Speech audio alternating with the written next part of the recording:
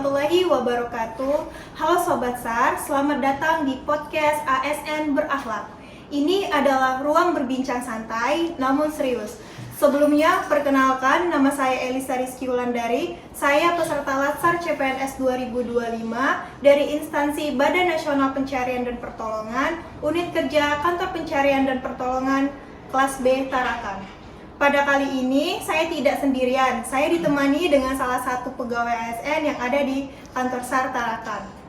Baiklah, langsung saja. Sebelumnya izin Kak, boleh nggak perkenalkan diri Kakak dan ceritakan secara singkat terlebih dahulu latar belakang Kakak, awal memulai karir, hingga menjadi ASN di Kantor Pencarian dan Pertolongan Tarakan. Oke, jadi sebelumnya perkenalkan, nama Kakak Kamaril Wardani. Saya bergabung di Basarnas, tepatnya di kantor SAR Tarakan ini pada tahun 2022. Sebelum saya bergabung di Basarnas ini, saya sebelumnya berkuliah di Poltekkes Banjarmasin. Lalu karena ada pendaftaran Basarnas ini, jadi saya daftar nih. Sebelumnya juga saya pernah daftar yang lain juga sih, kayak sekolah kedinasan, polisi, TNI gitu. Cuman nggak lolos kan, jadi sudah di daftar Basarnas saja gitu. Seperti itu ya. Oke. Baiklah, itulah sedikit cerita mengenai tentang perjalanan karir Kak Kamaril. Sungguh menarik dan banyak kesan dan pesan yang bisa kita ambil ya teman-teman. Baik, pertanyaan selanjutnya yaitu sekarang kan sering banyak dikenal dengan ASN berakhlak nih Kak. Menurut Kakak, penerapan implementasi nilai berakhlak apa yang sangat penting ketika Kakak sedang berada di lapangan?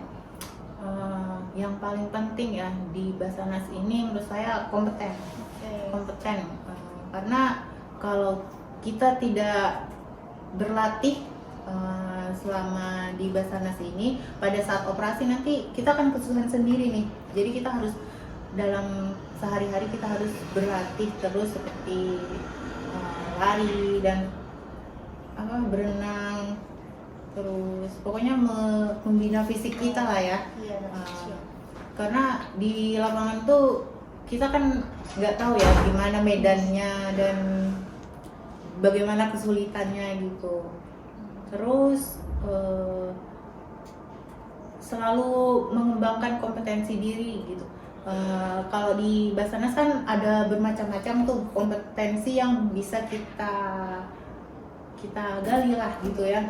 Seperti water rescue, MLR, heart, terus jungle,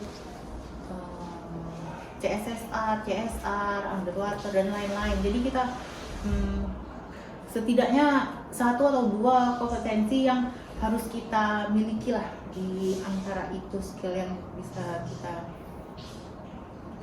terapkan. Itulah teman-teman dari ceritanya Kak Kamaril. Mungkin ada beberapa poin yang bisa kita ambil sebagai kita yang CASN. Mungkin kedepannya perjalanan kita masih panjang. Dari cerita Kak Kamaril bisa kita ambil dan sedikit mengetahui kedepannya perjalanan kita seperti apa gitu. Pertanyaan terakhir nih Kak, kasih satu pesan nih semangat untuk ASN SAR yang ada di Indonesia. Kira-kira pesan apa yang ingin Kakak sampaikan? Untuk seluruh CASN Basarnas di seluruh Indonesia, tetap semangat sampai nanti kalian pengangkatan PNS. Oke. Baiklah, mungkin itu saja Kak. Terima kasih telah meluangkan waktu dan berbagi kisah inspirasi kepada kami. Saya tentunya berharap kita sebagai ASN tetap menjadi ASN yang berakhlak sebagai uraian kerja, bukan hanya sebagai slogan. Dan jangan lupa menjadi ASN berakhlak. Sebelum saya mengakhiri podcast ini, izinkan saya mengajak Kakak untuk memberikan semangat pagi kepada teman-teman yang sedang menonton. Semangat pagi! Pagi, pagi, pagi. Afidnam Jagat Samagram. Assalamualaikum warahmatullahi wabarakatuh. Semangatnya